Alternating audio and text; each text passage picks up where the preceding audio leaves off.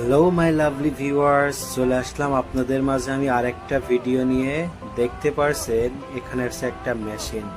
আসলে এই ভিডিওটা আমি আপনাদের দেখাচ্ছি আমি যেইখানে কাজ করি, মালয়েশিয়ার যে ফ্যাক্টরিতে কাজ করি।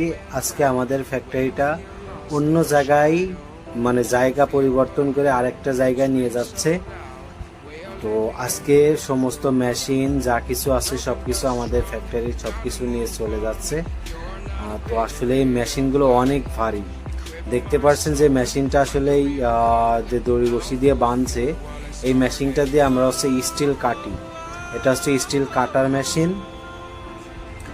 এটা স্টিল কাটা হয় এই মেশিন দিয়ে। আর যে পরবর্তী যে মেশিনগুলো আগে দেখালাম বড় মেশিন, ওইগুলো দিয়ে ব্যাকা করা হয়, মানে এই দেশের ভাষায় বলে ব্যান্ডিং করে।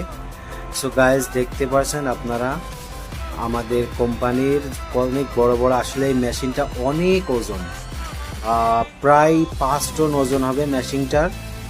সো গাইজ দেখতে পাচ্ছেন আমরা সবাই আসলে আজকে অনেক ব্যস্ত ছিলাম কাজে।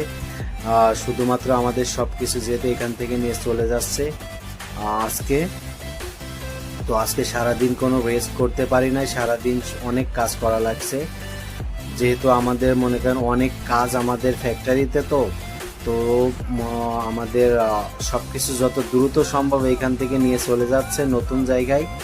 ওইখানে যে অবশ্য আগামীকাল থেকেই কাজ শুরু করতে হবে, এই জন্য অনেক দ্রুতভাবে আমাদের মেশিনগুলো সব এইখান থেকে আরেক জায়গায় স্থান পরিবর্তন করা হচ্ছে। তো সেই ভিডিও আপনাদের মাঝে নিয়ে আসলাম। দেখতে পাচ্ছেন এখানে ভিডিওর সামনে অনেকে আসছে, আমরা সবাই আসলে একসাথে কাজ করি এখানে এই ফ্যাক্টরির ভিতরে।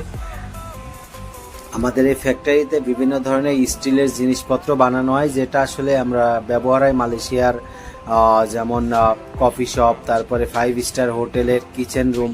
মানে এক কথায় আমি বলতে পারি যে আমাদের কিচেন রুমের যত সব জিনিসপত্র প্রয়োজন হোটেলের কিংবা রেস্টুরেন্টের, সব কিছু আমরা এখানে তৈরি করি।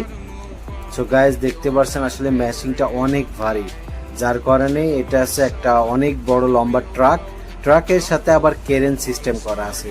তো ক্রেন দিয়ে ট্রাকের উপরে উঠানো হচ্ছে।